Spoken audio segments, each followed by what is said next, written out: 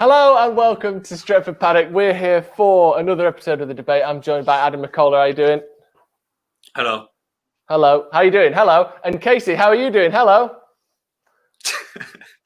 I'm good, Casey's thank frozen. you. Great start. He's on very his potato good. today. I'm Casey. great.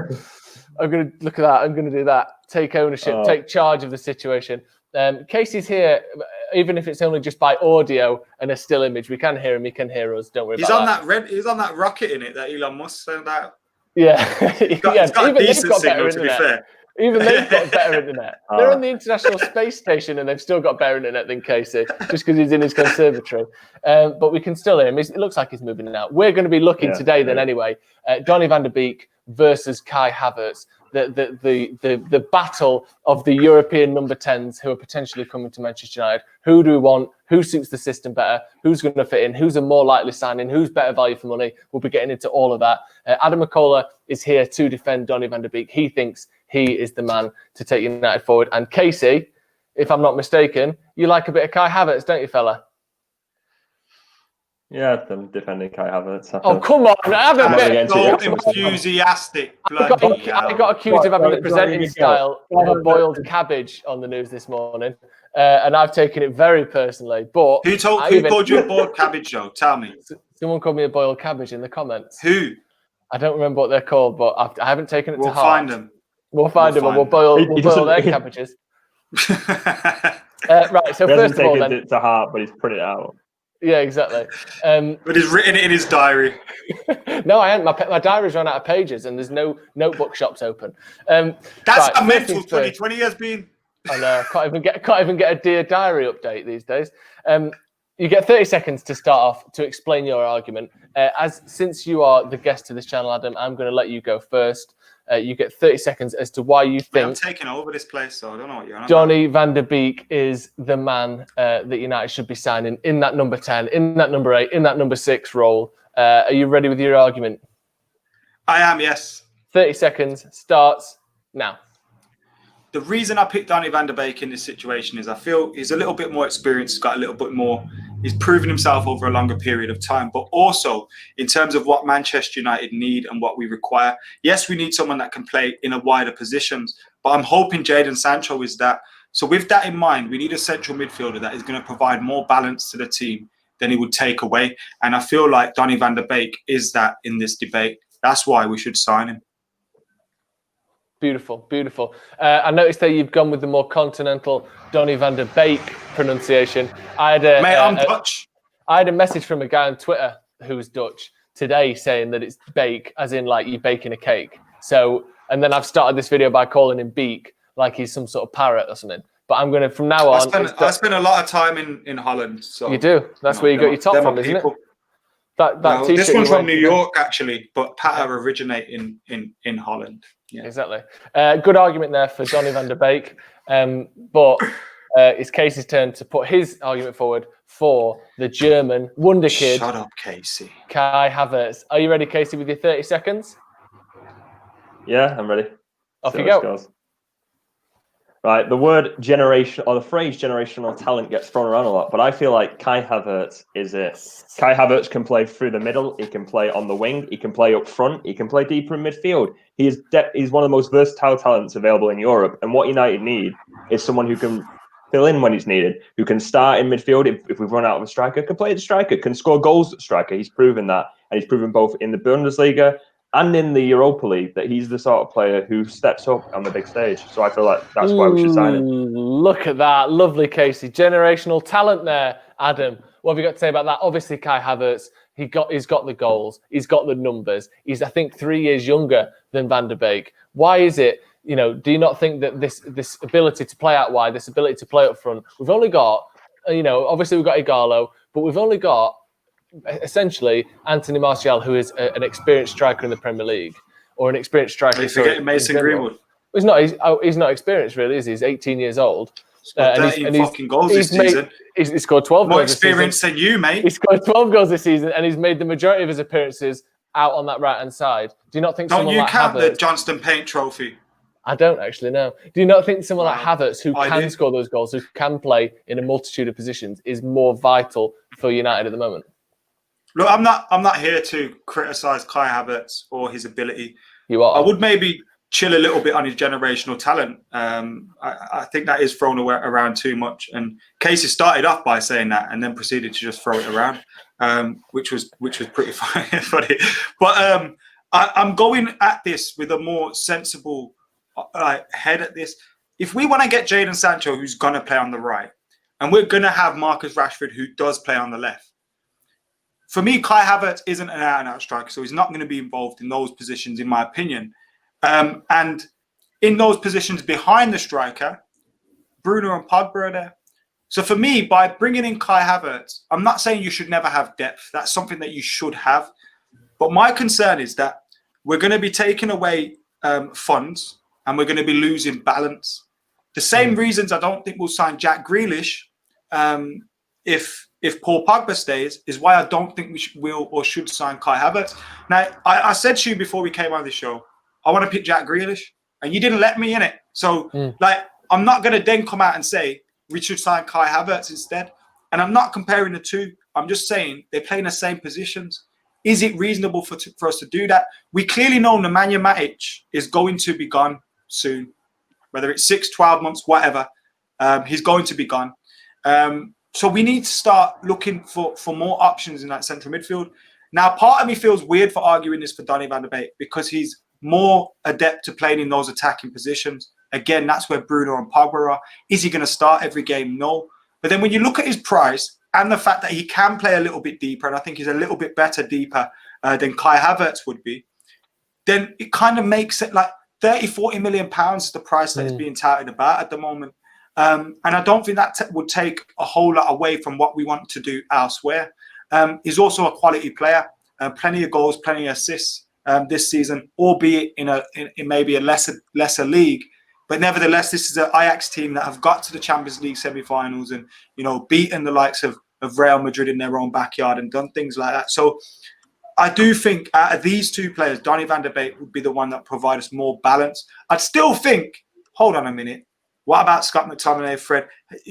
Is he going to get the minutes that would keep him happy? And that kind of makes me think he probably wouldn't come, especially if you want to then bring through James Garner in the next 12 months and all these other players. So in terms of balance, Donny van de Beek is by far. Kai Havertz is a fantastic player, no doubt about it. And I would possibly look at that as an alternative if we let Sancho, slip through our grasps. But I don't think we're going to do that. So with that being said, you go for a central midfielder because we need one. We need one that's more defensive, granted. But here, out of the two, Donny's the central midfielder. What do you think then there, Casey, about that argument there of balance? Like, we look at the squad now. It's a strange one, isn't it? Because one thing Adam was doing there, and it's almost understandable because we've all been doing it over the last few months, is basically planning for a situation in Jadon Sancho that doesn't exist.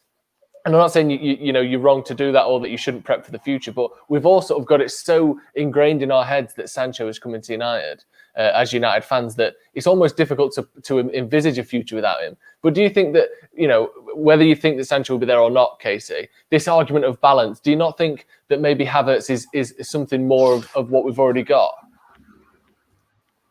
Well, I don't think he is, because if I look at Donny van de Beek, you sort of say he's that number 6, and we already have 3 players who can play that position. We have Pogba, we have Fernandes, and we have Fred, who can all play the number 6, who can all make more progressive passing, who can all bring the ball from the back. And that's what Donny van de Beek does for Ajax. If you say, do we have an out-and-out number 10? I'd say no. I'd say, for someone who can sit behind the striker, and you can say, he'll get in the box, he'll score the goals, he can play. We don't really have that sort of player. Fernandes could be that sort of player, but he's more comfortable playing a bit further back as an 8 or a 6. Now, you look at, Adam was saying about Havertz's number, is he as good as Martial? Well, when he's been playing, he's played at striker 7 times this season, and he's scored 7 goals. He's got a better shot conversion rate than Martial. I looked that up, yeah. Now I'm bringing those stats in. He has a 22.4. So from 49 shots, he scored 11 goals this season, and Martial scored in the Bundesliga, and Martial scored 11 from 60. So if you needed someone to play his backup striker, he can do that. He can play out wide. He has played even deeper in midfield. He's the sort of player who's versatile, and I feel like that like if he's worried about minutes, that helps him a lot because it can be like, well, we know you'll get goals and we know you'll make an impact, so we're just going to play you here today, and we know you'll probably do something. So, like in the terms of balance, I feel like having an out-and-out attacking number 10 or having an out-and-out attacker is something that we're lacking more than a Donny van de Beek. So, but don't you think that we haven't even got into working out how we get Pogba and Bruno? So I actually think they'll work together quite well, but we haven't yet got. So then throw in somebody else. I know you said Donny van de Beek plays in those positions, but he's more natural to sit a little bit deeper than a Kai Havertz would be. And I feel if you put somebody else in those areas where Pogba pushing from deep and getting forward, Bruno either starting deep and hurrying around or getting into those areas, you then add another one into that mix. How congested is that area going to be? And how often are you going to play? I just can't really see that happening. And you look at the price that it would take to get him. I don't think that's realistic either, especially if we're going to get Jadon Sancho. And if you're telling me, because I feel with Havertz, if we get Havertz, you're not getting Sancho. You're not getting. And for me, it comes down to a choice of Sancho or Havertz, not Donny van de Beek or Havertz. And I know that kind of kills this, but for me, it comes down to a debate of that. And for me, Sancho goes first. And after Sancho, a right winger, we need a central midfielder, more DM. But out of the two here that we're debating, Donny van de Beek's more that. I think Kai Havertz's great, though. I'm not denying that. And if he ends up at Chelsea, I'd be disappointed. I'd rather see him go somewhere like Bayern Munich or something. But it's not going to happen. So a German player go to Bayern Munich? Adam, yes. A German player go to Bayern Munich? That's what I've heard of. That'd be a shock, wouldn't it? He even said in that article, in an interview in October, didn't he, where he's like, pretty much all good young German players go to Bayern Munich, so there's a pretty easy path to the top there. But he did state in that interview as well that he feels he can understand international and European games a bit more and wouldn't be averse to going abroad. I think obviously we're looking at Van der Beek and we're looking at Havertz, and the extremity. I think they both like to play as a sort of a number 10, and the extremities of their sort of versatility takes Havertz into more that Sancho position, into more that Martial position, and takes Van der Beek more into that sort of Pogba, Fred position. But they both played the majority of their games at number 10 this season.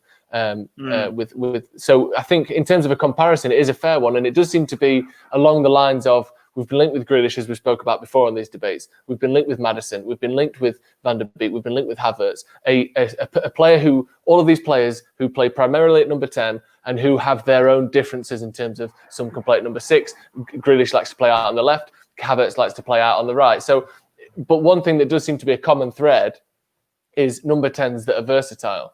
And I think, as you mentioned there, Casey, obviously the numbers, the stats, if we're actually looking at the quality of these players, one thing we've been talking about is where they like to play and who fits in the system better. But let's actually have a look at the quality for a minute. And Havertz's stats are, far superior to Van der Beek's in terms of goals and assists. Do you think that, obviously 30-40 million is a cheaper price tag, Adam, but do you think that maybe for that money you're just getting a worse player who's not really necessarily much better than Fred or McTominay? I think that's a bit disrespectful to him. I think the reason you're getting him cheaper is because of where he's coming from. I think if Donny played for them, he'd probably be having a higher price on him. So I think the price tag is irrelevant. Kai Havertz, the one thing you'd say is that he's got, he's played in a more competitive league. He comes up against more teams on a regular basis that are more difficult to play against. So he's probably got that in his favour. But in terms of players coming from Germany to England, and there's as many failures as there are successes, and the same can be said with Holland. So I don't know how much you kind of read into that either. A lot of people comparing, like in an argument I was having with someone this season about Rashford and Martial and comparisons to Werner, and I was thinking, Martial and Rashford are in that league. They're on unreal amount of goals, and it's not hard to tell how much of it is that and how much of it is the actual player. Yeah, without and being disrespectful to the player. Not to try and knock the league too much, or to knock this player too much. But Serge Gnabry is someone who we saw at Arsenal and we saw at West Brom, and I know he's improved a lot since then. But he has looked like one of the better wingers in Europe when he's been playing in Germany. Almost, where was it? Was it Schalke he went to originally? Who was it he went to from Arsenal? Werder Bremen. He looked excellent for them. And then got picked up by Bayern Munich. And you're not telling me that, like you said, Martial or Rashford. Imagine Rashford playing that Gnabry role for Bayern Munich. He would look like arguably the best player in the world, I think, if he was playing for them. So I think there's definitely something to be said for you have to be cautious about how much money you spend. I think. But then you look at Gnabry's stats in the Champions League. He's dismantling teams in the Champions League, so you can't say it's all Germany. He is, but there's a confidence and there's a team and a sort of a fluidity and a solidarity that you get by playing in a good team week in, week out that he was never going to get at Arsenal. And of course, it is a slightly easier league to do well. And look at Mkhitaryan. Also, he was very young. These sorts of players. He was very young. I'm not trying to say that he's not very good. I'm just saying I think Rashford is a better player, and Gnabry's head and shoulders above the player he was in England almost very quickly after he left. Yeah. I'm not trying to knock him as a player. I think he's excellent. And was it Chelsea or was it Arsenal that they absolutely battered? But does that worry you? Shut up. Does that worry you, Casey? Because Adam was talking there about the fee for both of these players. It does look as though Van der Beek would be roughly half of what Havertz is. They're both coming from leagues that have got sort of patchy histories in terms of adapting a player from that league to the Premier League. Does the price not put you off Havertz a little bit? Well, I think the problem with those sort of things is it all depends on the player. Because you can play they might not fit the league, they might not fit the system, they might not come in and do what they do. Because you see, we said, Mkhitaryan has gone to us, not really done that well. Ousmane Dembele has gone to Barcelona, not really done the impact. But then you've said Dutch players, we've had multiple ones. We've had Depay has come in, but then gone to league, not done well, gone to League One, done very well. So it just really depends on the player, I think, in that regard. And Kai Havertz looks quite like a physical player in the Bundesliga, which is what people have been saying. They can't deal with the physicality of the league. Yeah. So I think you're looking at 70 million, but he's 70 million for a reason. And I was going back to what we were saying about, obviously, this argument boils down to, do we need a player in Donny van der Beek's position? Probably not. As Adam said, we need someone more defensive. Do we need someone in Kai Havertz's position? Yeah, but we're saying if we get Sancho. But if we don't get Sancho, we need someone like Kai Havertz. So the player of Kai Havertz's ilk and of Kai Havertz's quality is a player we need, whereas Donny van der Beek kind of isn't. So it kind of works out because obviously everyone's all on the big thing of we get Sancho. And no one's bringing up the argument of it's in the Bundesliga for Sancho when he's got 15 goals, 15 assists. That's true. So I suppose if you cut in half his stats and to account for a Premier League change, he's still got 10 goals, 10 assists. Whereas if you cut in half Havertz or Van der Beek stats, all of a sudden it's similar to sort of Dan James or someone of that kind of level. And instead of paying 15 million, you're paying 70 million. I think that's potentially the worry there. But yeah, it does. It comes down to the play. Like you mentioned, obviously Holland, we got Depay from there. Didn't necessarily work out. We got Van Nistelrooy from there, one of our best strikers ever. So what we got to see though, I know I'm mentioning balance and I keep thinking about we need a right winger, we need a DM, we maybe need to shore up at centre half. So when people say to me, "Oh, Havertz," or I think, really, don't we need to spend money elsewhere? And I just fear that we're not going to do that. But we're not considering that. Actually, we're seeing many clubs that are Timo Werner was set for Liverpool. Liverpool pull out of the deal because of the current situation. Chelsea get a free run at him. Kai Havertz, you kind of feel similar may have happened there. Donny van der Beek, Real Madrid have pulled out for him, it looks like. And now someone's got a free run at him. So it may be a case that United are seeing players pop up that wouldn't have otherwise popped up, that we maybe have planned to buy in the next 12, 18 months and think, actually, let's just get them now. So for all what we're saying, balance, we may have planned these kind of signings in the next 2 years and just bring them forward. Obviously, it's going to be a lot to balance. And I think getting Champions League football is important. If you have Champions League football and you're rotating players in the Premier League and the Champions League, I think that's a lot easier than if you're rotating players from the Europa League to the Premier League, because people feel like, I'm playing in the Europa League, I'm a B team player or something. Whereas if it's the Champions League and the Premier League and you're rotating in there, it's the elite competitions, you know what I mean? Yeah. So I think a lot depends on that as well. I think juggling a squad of very deep in quality would be a lot more difficult in a Europa League campaign than it would be in a Champions League campaign. But the coronavirus pandemic could change how we approach the transfers. Yeah, and like I said, it may have already changed them. These are targets that could have been 12, 18 months down the line. It seemed like with Haaland, that was another one where I don't know if United necessarily wanted him when he was at Salzburg, but then when he became available, I think we sort of thought, well, we actually want him when he's 22, 23, but we'll try for him now. It does seem it was as though like United with Rooney, wasn't it? Fergie didn't want to get Rooney at that point. He wanted to leave him for a bit, and then Newcastle came in for and made a bid. It looked like they were going to come back in with another bid and get it accepted, and then Fergie thought, fuck it, we're going to have to get this done now. Otherwise, I think Rooney may have stayed at Everton for another season, or another 6 months. So you do see these things happen where it's just forced. You just have to do it. And it's nice to see for once in a while that United seem to have this kind of at least short to mid-term strategy rather than just, Falcao's available. We can't say no to that. So hopefully United And it does seem to be a case of United are actually planning for if their priority signings don't work. Yes. If these rumours are to be believed, it looks like we're making a plan. All right, if Jack Grealish doesn't come, let's get Donny van der Beek or Kai Havertz, or whatever. Because we heard Jack Grealish was the priority.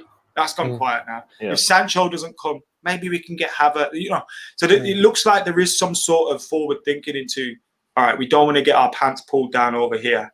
Let's get these backup options. And it helps in the negotiations as well. But I think we're going to go all out for Sancho.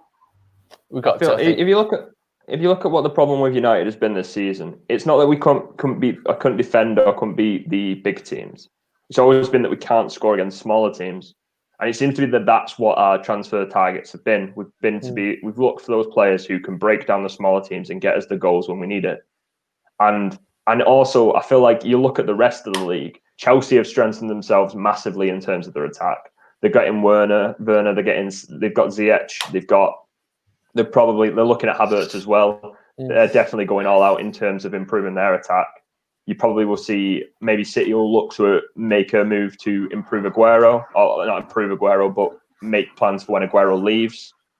Like, I feel like United are looking now, it's like, well, in the next couple of seasons, Liverpool will probably try and recycle their attack. City will probably try and recycle their attack. While they can't make those moves, why don't we get the players that they are definitely going to go for in the next couple of years and get those goals that we need? And I feel like Kai Havertz, Sancho, and all those are those sort of players. Yeah, it's a good point. As much as we've been frail from set pieces, and it seems as though we were slightly all over the place defensively, certainly up until around like Christmas, we didn't come out the blocks flying. We have got the second most clean sheets in Europe this season, and there's definitely a good defensive base to build on. And let's not pretend as well, if in some of those games where we've lost or we've conceded goals or drawn or conceded late goals, that kind of thing, if we were 2-0 up, the other teams would never have had the chance to come back. I think there's a lot of games where, especially early on in the season, we saw it where Pogba missed a penalty, Rashford missed a penalty, and then Pogba missed another penalty.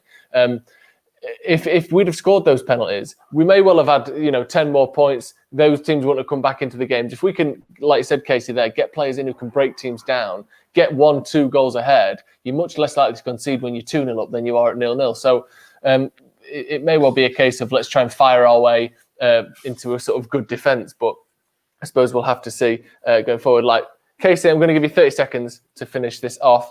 You're both going to get 30 seconds, but you're going first, Casey.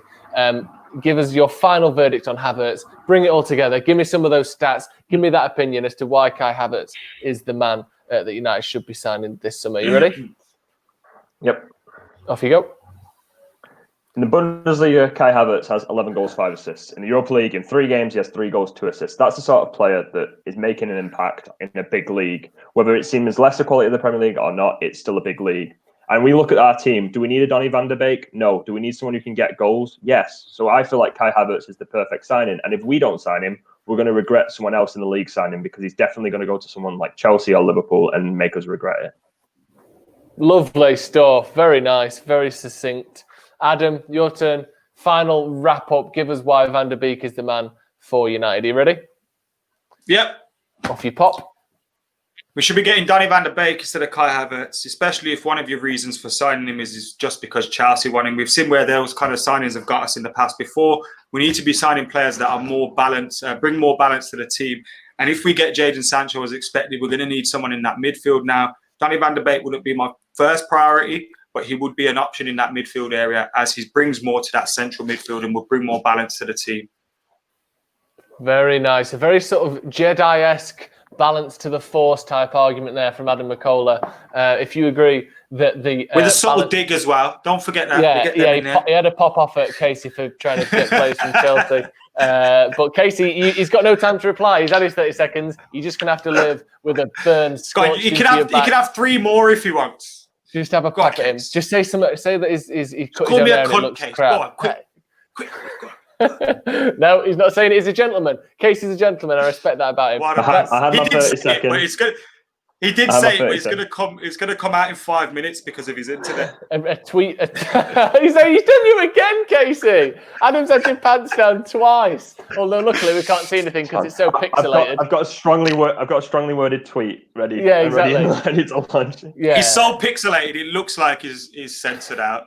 Yeah, exactly. So it doesn't matter if he pulls his pants down because it looks pixelated anyway. Right, that's going to be all from us. Let us know in the comments who you think won that debate, whether we need Havertz, whether we need Van de Beek, Pixel Penis 69 on Twitter. If you want to find Casey, it is actually... What's your Twitter, Casey? At Casey_Evans_. And we've got fucking hell, how many underscores? And we've got the big Birmingham bully on Twitter. What's your name on Twitter, Adam McCullough? We all know that. And find him on Adam McCullough TV. Link in the description as well on YouTube. Thank you very much for joining me, lads. It's been an absolute pleasure. We'll have to do it again sometime soon. Love you too. Yeah. See you next week. Bye bye. Yeah.